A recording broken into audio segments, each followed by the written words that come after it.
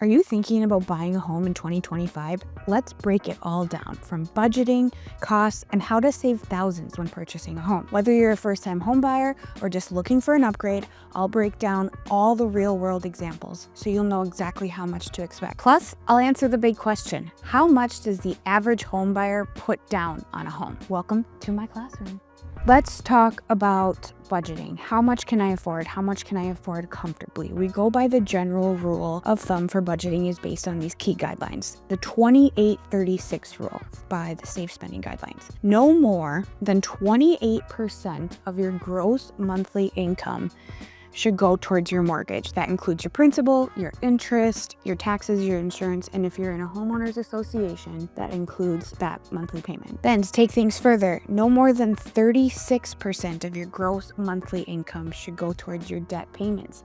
That would include your mortgage, and then any car loans, student loans, credit card debts. All right, so let's say you're making $8,000 a month. The 28% rule would give us 2240, no more than that a month on your mortgage, 2,240. And then for your total monthly debts, let's see what my math is, 2880, no more than 2,880 should go towards your debt payments. That includes your mortgage, car loans, student loans, and credit cards. Why does this matter? Well, just because a lender says to you that you can afford a $600,000 home doesn't mean that you can live comfortably after purchasing that $600,000 home. All right, great. So now let's see how much it actually costs to close on a house, to purchase a house. There's a few different fees associated. So your earnest money deposit, that when you make an offer on a home, it's kind of like a security deposit or a deposit on an apartment to show that other party that you're committed. That is usually 1 to 3% of the home price. This is credited to you at closing. So while it is a cost to purchase, it is due within a few days of an executed agreement, and it shows as a credit to you at closing. Second cost is your down payment. This is totally going to depend on your loan type. Are you an FHA buyer? You're going to do 3.5% down. Are you conventional? Are you going to do first-time home buyer 3% down program? Or are you going to go all the way up to 20% to remove that mortgage insurance monthly payment? Or are you going to do a VA USDA loan? They allow 0% down if you're eligible, and thank you for your service. So it is totally going to depend on what your loan type is, but whatever it is, whatever percent you're putting down, expect that to be on the settlement statement at closing. That will be required in cash to close. And last but not least, closing costs. These are tricky sometimes because you don't expect it. When you go to purchase a house, yes, you've got your earnest money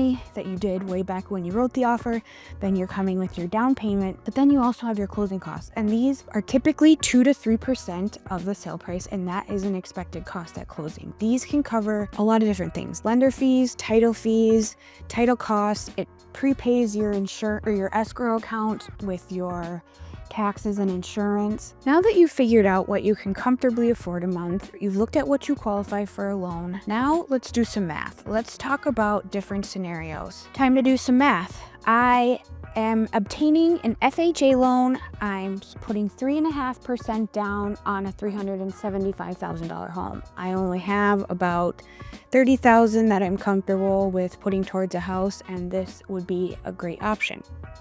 I took a house down in Lakeland, $375, just because it's local. FHA loan, 3.5 down, $375. Your monthly payment's going to look about this, just short of $3,000. These costs make up your monthly payment. Principal and interest, almost $2,400. Your taxes, $227. Insurance, $212. This is like your home insurance. Then there's the private mortgage insurance. That is anything that you put. If you put anything less than 20% down, you're going to have this cost associated with your loan until you gain 20% equity in your home. All right, so then bring to close. What can I expect? About $27,000. Your down payment is $13,125. Your prepaids, these two last bullets make up your closing costs. Your prepaids and your fixed. These include, your prepaids include prepaying your escrow account with insurance, taxes, and a certain amount of months. And then your fixed is your lender fees, title fees, agent fees, if they're in there. All right, next scenario. I have a chunk of money that I want to put down on a house. I have about like $75,000 that I'm comfortably spending on my next purchase. I'd like to keep my monthly payments under $4,000. All right, well, let's look at a $500,000 purchase with 10% down. Your monthly is going to be about $3,800. These are all of your costs included with your monthly payment, principal and interest, your taxes, your insurance, and your private mortgage insurance. Then what can you expect to bring to closing? $66,268.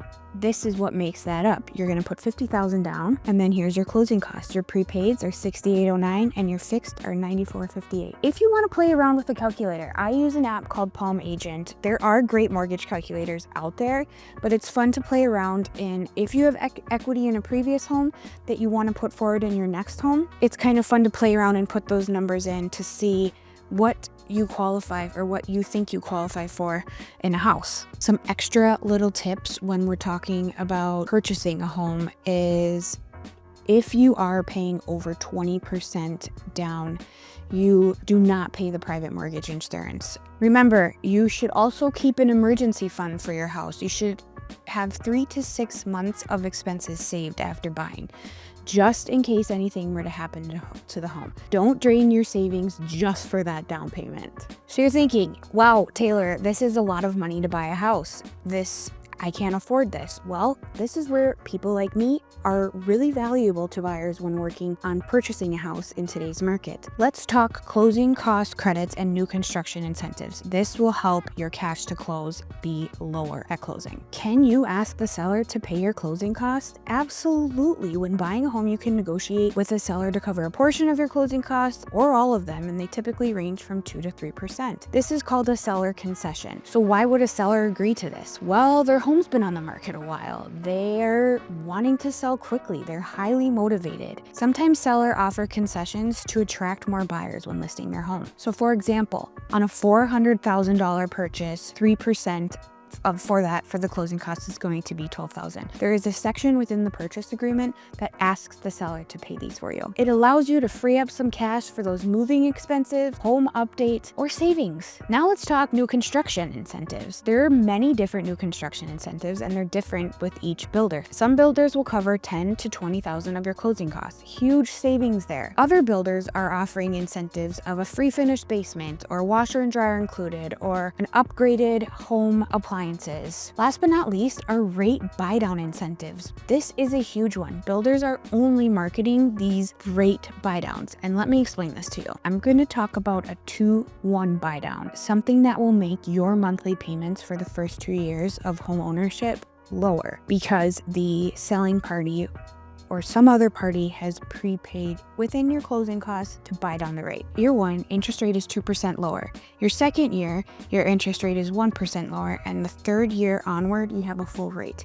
So let's say you're purchasing a house at $400,000 and the loan is at 7% interest rate. Your monthly payment is going to be $2,648. If you choose to take your closing costs and buy down your rate, the first year you would bump down to a 5% interest rate, having your payment be $2,147 a month, about $400 of savings a month. Year 2, you would get a 6% interest rate. It would bump up your payments to $2,398, still saving you about $200 a month. Then in the third year and any other year after that, you would go back to your 7% interest rate, $2,648 a month, and that would be your standard payment would resume. This is super cool to use if you want to buy down your rate, hoping that the interest rates are going to go down even further in the next 2 years. Buying a home doesn't need to be overwhelming. With the right plan, the right guidance, you can make the right financial decisions and take advantage of some super cool savings. Whether it's negotiating closing costs, builder incentives, or using rate buy downs, there are ways to make home ownership very affordable. And now the answer to the big question: how much does the average homeowner put down on a home? 13%.